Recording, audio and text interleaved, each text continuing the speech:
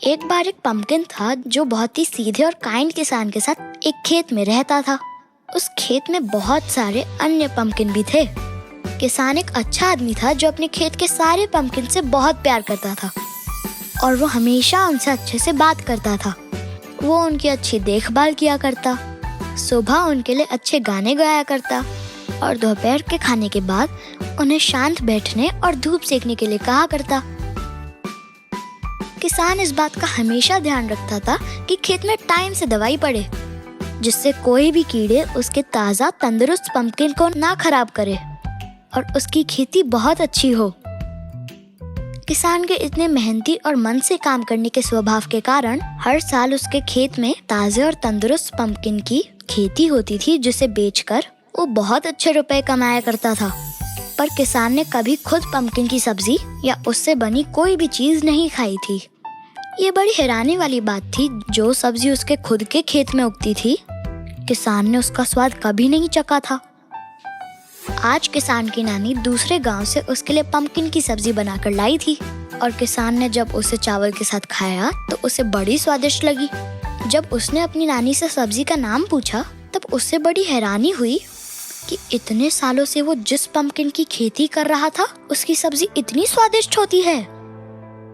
पर उसने अपने बचपन में बच्चों को कहते हुए सुना था कि पंपकिन की सब्जी बिल्कुल अच्छी नहीं होती और उसे सिर्फ बूढ़े और बीमार लोग खाते हैं। उसने जब अपनी मन की बात अपनी नानी को बताई तब वो जोर से हंसने लगी और उन्होंने किसान से कहा, बचपन में हर बच्चे को हरी सब्जी गंदी ही लगती है और उन्हें लगता है कि वो बड़ों की खाने की चीज है।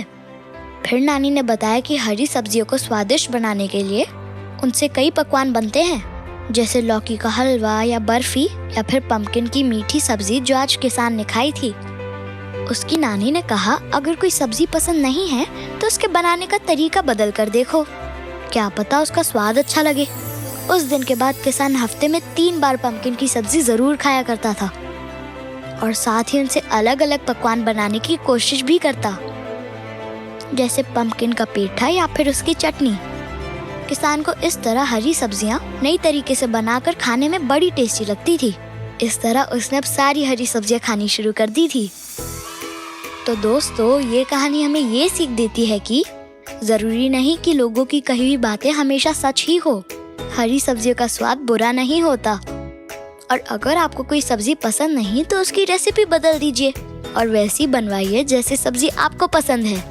हरी सब्जियां हमें स्ट्रॉन्ग और हेल्दी बनाती है, तो उन्हें खाना चाहिए ताकि हम भी शरीर से मजबूत और दिमाग से तंदुरुस्त बन सके। तो दोस्तों, आज की कहानी यही खत्म होती है। अगर आपको ये स्टोरी अच्छी लगी तो मुझे कमेंट करके जरूर बताइए। मैं फिर आऊंगा कल एक नई स्टोरी और एक नई सीख के साथ। तब तक के लिए बाय दोस्तों।